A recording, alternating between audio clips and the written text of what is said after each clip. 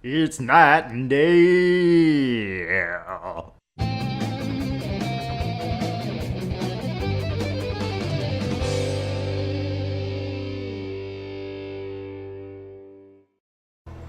Alright, Night and Day are back again with some more Record Keeper. Yes, we're back.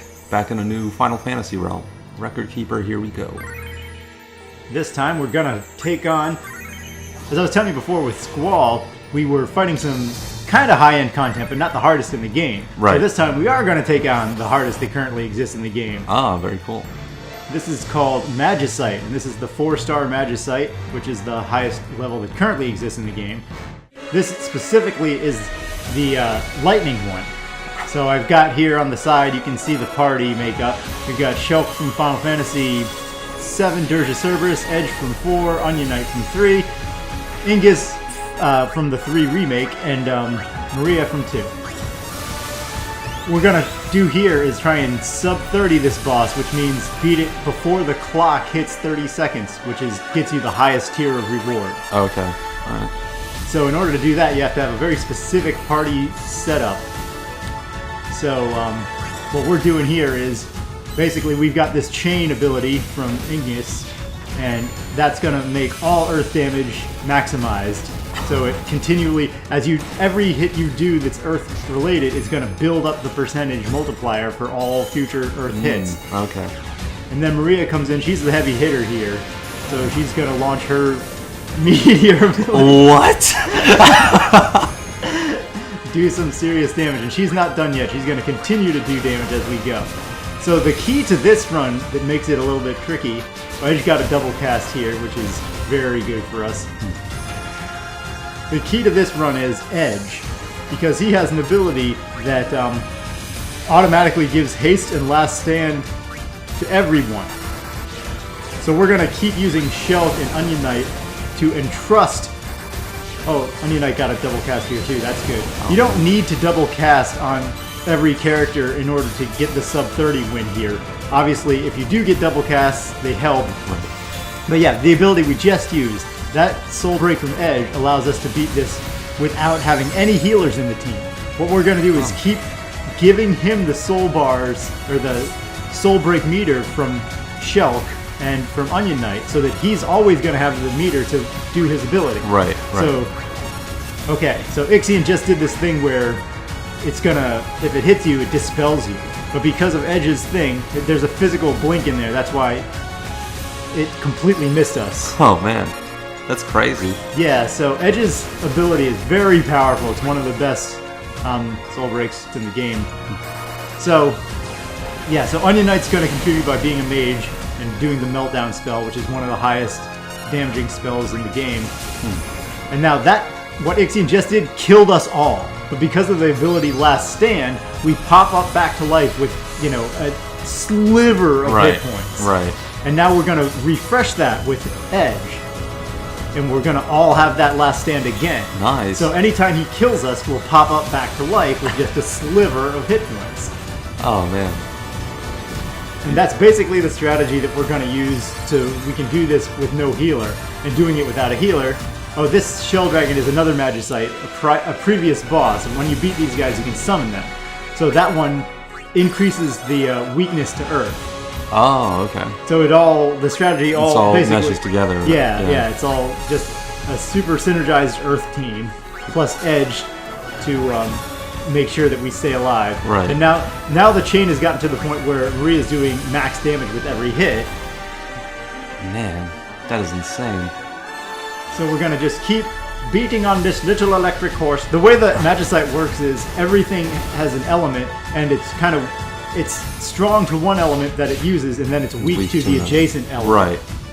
So it's kind of like Mega Man, where you gain the abilities of some Magicites to use them on the adjacent ones and have an advantage versus them. Okay. So now you can see the chain meter at the very top of the screen. It's gradually decreasing. It's almost out. Like the fuse is running out. Okay. But we've already done so much damage that Maria's been capping, and now Onion is close to capping. Oh, nice to get a double cast. The double cast procs are not guaranteed. They're random percentage based. Right, okay. If you have a legend dive for the character. In this team, we have legend dive on Shulk, and Edge and Onion Knight, and that's it. The other two don't have it.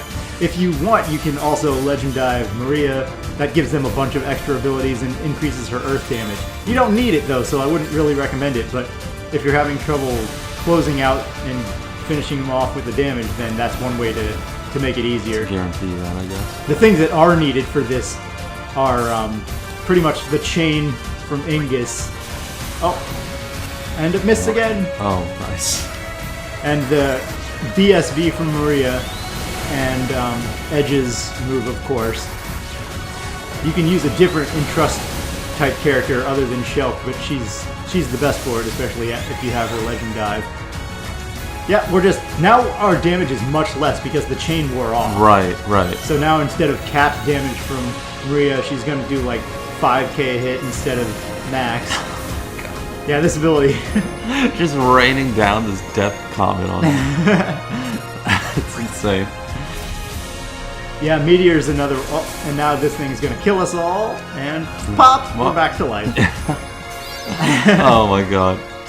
Yeah, there aren't a whole lot of fights that you can do safely with no healer, but the way this works out, that's how it actually is a viable strategy. And the 30-second thing, it's going to turn into about, 5 to 7 minutes or so in actual real-life time, because you see the clock stops every time your characters do a move. Yeah, I noticed that before. I was like, okay, so you don't have to worry about like cutscene style, like moves taking part of your damage or your time. Yeah. It's not 100% 30 seconds. Oh, he's so close to death. This should finish him off. Yeah, 5k instead of max, but it's still... You do the majority of your damage with that when the chain's up early. Right. So any double casts that happen then are going to help you out a lot more than any that happen later. Afterwards, right. And that's it. We got him. Cool. Clock's under 30. The party makeup's there on the right. We're showing it for you guys in case you were curious about it. You can check out what the gear of each character is. We'll also go over it real quickly. We don't have... In this run, the soul breaks that we have are very important. The chain for Ingus, Maria's BSB, but that's about it. Or Edge's SSB, obviously, that's kind of linchpin to the strategy. But we don't have a lot of high-end gear. Like, what you see in a lot of these clears, especially the sub-30 ones, is elemental boost gear on all your characters. But Earth is kind of a harder elemental boost gear to come by. So we actually don't have any of it except for one piece that anybody can get because it's in a story dungeon that you can get it. Right. And we have that. It's super old gear with like kind of garbage stats, but it does have that earth boost. Right. So we give it to Maria, and that's all we got. And we get Ixion again. Nice. A lightning horse. Lightning Horse. He's from Final Fantasy X. He's a Aeon from that game. Aeons are what they call the summons in that game. Oh, okay. The summons often have different names. Astral, Eidolon, summons. But they Espers, but they're always the summon creatures. Yeah, always the same thing. Yeah. So yeah, that's a strategy you can use to sub 30 Ixion. Cool. And with no healers, it does rely heavily. You do need those 3 specific soul breaks: the Edge one, the Maria one, and the chain. But if you do that, the strategy works very well. So here's the party makeup. We've got mostly the gear for Shelk here doesn't matter as much. Here's Edge's stuff. He's got his own katana. He did put fully Rosetta it up. And Ingus has a 6-star sword. No earth boost. Here's the only earth boost, the Gaia vest that Maria is wearing. But yeah, anyone can get this, so you don't have to be lucky with relic draws. Oh, okay. You can get it from a story dungeon. And yeah, the stats are total garbage. Super low defense, but it has that earth boost. Exactly. So it makes it worth much more for boosting her magic damage with the earth spells. Right. Yeah. Just add on to the strategy a bit more. Yeah. Anything helps, especially when you're trying to sub 30. Right, exactly. So if you guys have more earth boosting equipment, and here's the abilities, we've got Wrath and Entrust, and the earth ninja moves for Edge, which the earth ninja moves are only R2, so they're not honed very high. This is pretty much a low hone kind of run.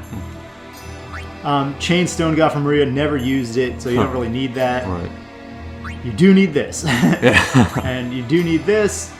We have these for Onion, but we never used them, so kind of irrelevant. We entrusted everything he had over to Edge, and same thing for Shulk. We have this Burst, but we entrusted all her stuff over to Edge. So Edge would constantly be full. You do have to play a little defensive with Edge. On his turn, be reactive. So you can wait to see if the enemy is going to do a move that wipes your party. If he wipes your party, refresh your last stand buff. Right. If he doesn't wipe your party, then you can throw out another attack with Edge. Yeah, so there's no Legend Materia unlock for Maria or Ingus here. You can do that also to make the run slightly easier on you. But yeah, only one piece of Earth boost, so this is definitely something anybody can replicate. Here's the Magicite we've got. The Shell Dragon. It's not capped, it's not level 99 with Inheritance and all this major stuff. You can do that, again, any of these things you can do to help make things stronger, but using the Shell Dragon is the best one because of that extra Earth and peril it'll put onto the enemy. Right. And just constantly, the name of the game, stacking that Earth damage, Earth weakness, Earth whatever. Yeah, exactly. Just build up your buffer on your elemental damage as much as possible, because, like you said, those heavy hits make a big difference in the beginning. Yeah, the Magicites are all about the elemental damage. So here's the other ones, all the sub-Magicite we're using. One of these actually is capped at level 99 with Inheritance, but it's not needed. Again, any of the things that you have help, and anything you can have to make your run more consistent is great, but a lot of it's just icing on the cake. So here's the Magicite entire the dungeon map, I guess you could call it. Right. So we just did the lightning one. You can see Earth is to the right of it, so anything to the right of it is the strength that will help you defeat the next one in line. So now the lightning stuff that we get will help us defeat the water one, and so on and so forth. Right. Oh, that's really cool. And Holy and Dark don't work that way. They are each strong against each other. Right. Okay. Yeah. Makes sense. So we've got this wonderful Magicite wheel, and I don't actually have the relics and the soul breaks to be able to sub 30 every single one of these, because it is relic dependent. You can do very well at them, and you can sub 60 most of them with generic strategies, but in order to get the sub 30, it is pretty dependent on having at least a few key things. Okay, right. So you don't need all the bells and whistles, like I was saying, like every last piece of gear. Yeah, but you do need an actual, like, the pieces to get the basic strategy together. Like, those certain relics and everything like that to, like, say for water, you'd have to have an X amount of lightning relics to actually be able to sub 30 that. Exactly. Yeah. If you want to do the sub 30, you pretty much need some key pieces. You don't need an exact set. Like, there are sub 30 runs on Ixion that don't involve what I had. So it's not such that you're locked into what I used and that's the only thing that could work. Yeah. But you are locked into a subset of a few things if you want to be able to sub 30 it. Definitely. One thing that helps a lot is Ninja Magic, because Ninja Magic ignores resistance levels. So even though these bosses have insane defenses, Ninja Magic goes right through it and you're still doing like 8k or maybe capped times 2 if they double cast. So one strategy you can do is to have a full team of ninjas, or a couple ninjas and a support and healer, and just spam ninja spells, and that can get you through any of these that have any sort of weakness to the elements that ninjas can use. Right. Ninjas can't use every single element, but that requires a ton of honing. So that means you have to get abilities and level them up and then you have to get multiple copies for a team full of ninjas. Right. So that can be super expensive in terms of time commitment, but that is one way to do it that's you can be successful irrespective of the relics you have.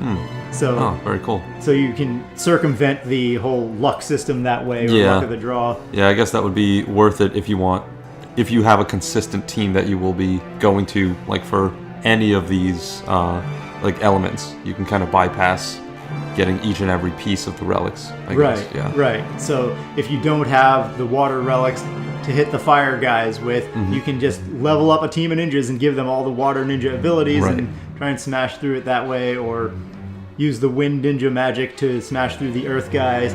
But then again, that's going to get more and more expensive depending on how many elements you want to use it on, because if you have 6 copies of each ability, of each wind ability just to do earth, and then you need to get 6 copies of each fire ability to do ice, then you don't need the relics to do that, but you do need to put a ton of time into grinding out the ability increases. Oh yeah, definitely. But at least there are different ways you can do it. You can have the relics, you can try to do it through hones. You're not just locked into one set way to do it. Right, you can kind of play your own style, but still find a way that works around finding a way to sub 30 your own way. Right, although, I mean, sub 30 is difficult, and I don't do it for every single one. I'm free to play, so I don't just keep drawing until I'm guaranteed to get all of the best relics in the game for every single element, and I don't put in the time to do the hones for every single thing either. So you don't have to sub 30 is another concept. You have to do it for the best treasure reward, but it's much easier to sub 60 to get the next tier of reward, and that there's so much flexibility in doing that. So that's what I do. Okay, yeah. For the majority of these things. Right. So I guess that's going to do it for this episode. Let us know if there's anything else you guys want to see, Record Keeper wise or otherwise. Yeah, that's gonna do it for this episode of Record Keeper, but join us next time.